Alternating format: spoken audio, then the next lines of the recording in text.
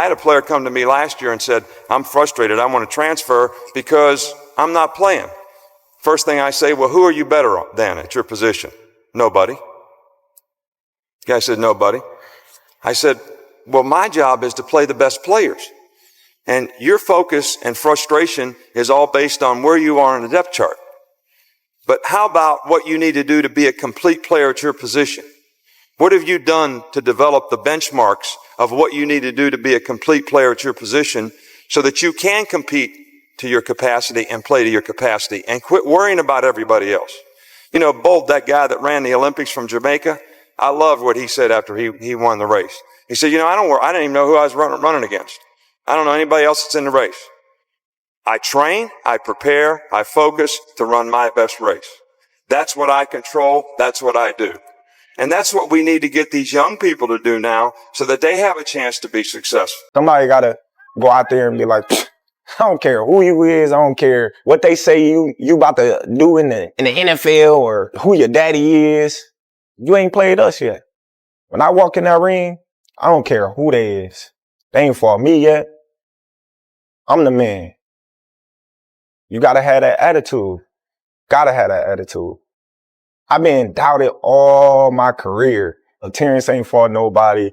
He's this, he's that, he's this. I've been hearing that my whole career. Why? Because I'm from Nebraska. I'm from Nebraska. What comes out of Nebraska? That's what they say. Diamond shine anywhere. Make a believer out of each and every one of them. Because anything possible.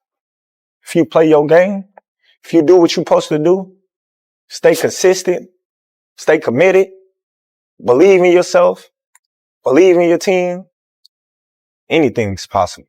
The guy starts joking about my dad. I said, I'm sorry, you don't talk to my dad like that. He said, what do you mean? It's just a joke. I don't like that joke. I just don't like that joke. I said, Dad, we're leaving. My dad's like, no, we're not. I said, you're right. You're leaving. We're not leaving. This is a Christmas party. Don't embarrass me in front of my family. I said, Dad, we're leaving. I'm not going to tolerate this kind of stuff. They think we're a joke just because you got a divorce and just because what? They got a degree? I'm not going to tolerate this. Let's go. We're not leaving. We're leaving. We're not leaving.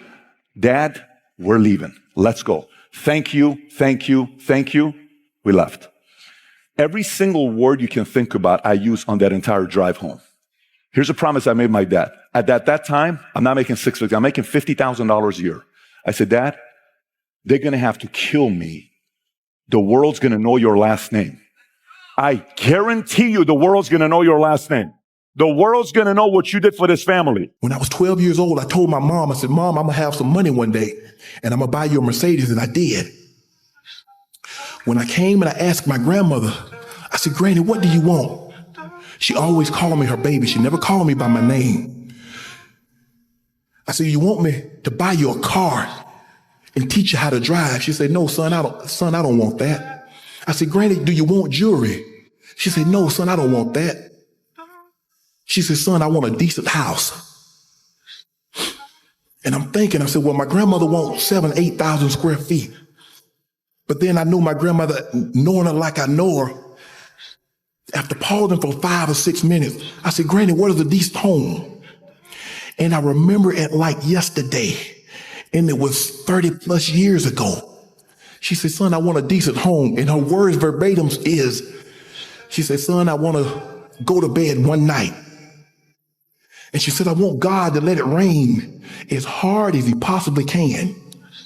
And I want him to let it rain all night long. And she said, I want to wake up and not be wet. That's a decent home for my grandmother. That's all she wanted. See, for 66 years, my grandmother never went to bed and have it rain and not be wet the next morning. See, I remember those days of putting the plastic coats on the bed. And I'm going to date myself, the croaker sacks, but now we call them burlap bags. I remember that. I remember putting the pots and pans on the floor to catch the rainwater, the very pots and pans that we're going to cook in the next day. I remember that. It broke my heart that my grandmother, all she wanted, she got 2 grandboys that's making $1 million, and she wanted a house that wouldn't leak. I'm gonna finish what I started. I'm gonna go on and get my degree. I'm gonna show my little cousins when we encounter adversity and opposition, you keep it pushing. I done came all this way to go back to the floor at my grandma's house so they can say, ain't Good run, bro. You went farther than anybody has ever went in our family. Come back to the trap. Nah. I'm going to finish what I started. I'm going to go on and get my degree. I'm going to show my little cousins when we encounter adversity and opposition, you keep it pushing. I'll never forget, I talked to the guy that I encountered the hit with that left my arm like this, and that changed my life. I'll never forget I talked to him. He called me, and he played for the University of Air Force, obviously, and he just so happened to be from Atlanta. And he calls me, and I picked up the phone. It was about a year and a half after my incident happened. I pick up the phone, this guy is crying his eyes out. And he says to me as he's crying, I'm sorry. I'm sorry. I'm sorry. He said, I didn't have a shot at the NFL. He said, you did. He said, I feel as if I messed your life up. And I said to him, thank you. He stopped crying. He said, what do you mean? Thank you. I said, I'm saying thank you because if this incident didn't happen, who's to say that I would be the man that I now am?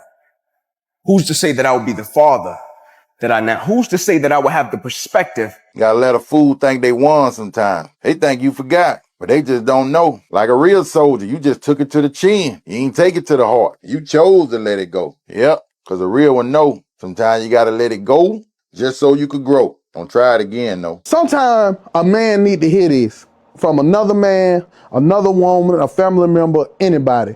Keep going. I know them storms hard to weather, bro.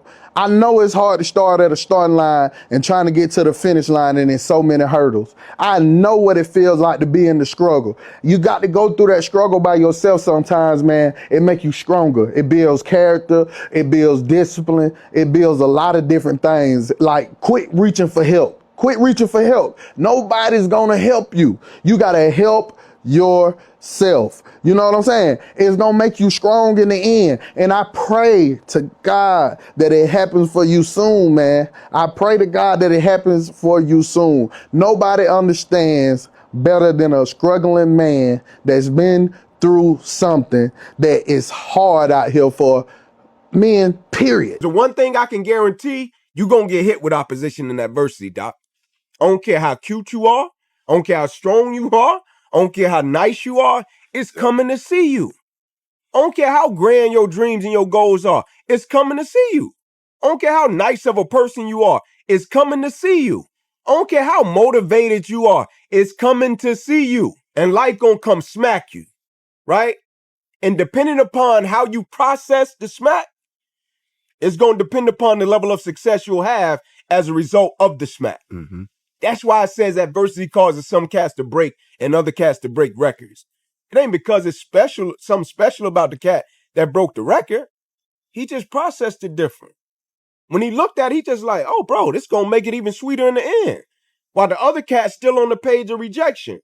The other cat done turned the page. He in chapter 2 already, right? One bad chapter don't define the book. You just stayed on the page too long. Mm-hmm. Flip it, bro. Flush it. Keep it pushing. Let it make you stronger. When you process it and look at it, let it make you a better person. Like he said, what's the lesson in it?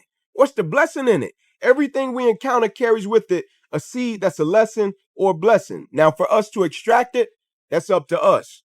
The perspective that we have about it, that's all on us. If I've learned anything from life, it's that sometimes the darkest times can bring us to the most brightest places.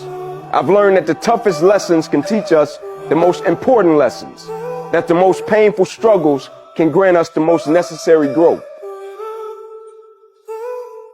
Said in times like these, it helps to recall there have always been times like these. The last one read, continuous improvement is better than delayed perfection. Don't ever pass up an opportunity to be of encouragement to other people. Don't ever pass up an opportunity to inspire someone. Don't ever pass up an opportunity to empower someone. Don't ever pass up an opportunity to show someone love, because the thing about it, my wound, like you can see this. You can see my arm. My wound is visible. But it's a lot of people in this room that are wounded and you can't see it. And it's internal. And so the opportunities that we pass up to be a blessing to other people, we can save their life with just one encounter. What have you learned most in your 46 years of being on this earth? Pour into people that pour into you. That's it. That is the most important thing. We spend so much time trying to please other people, you know what I'm saying? Like impress strangers and all of that. But the people that are right there giving you the love, we miss it sometimes. So now I make it every waking day. I make it my business to make sure that if my mama called me last night, I'm calling her first, as soon as I wake up. I'm not putting that off till after the gym. My friends call me, check on me. I'm calling them and checking on them. And so it's just, like that. Like you got to pour into people that are pouring into you and spend more time doing that.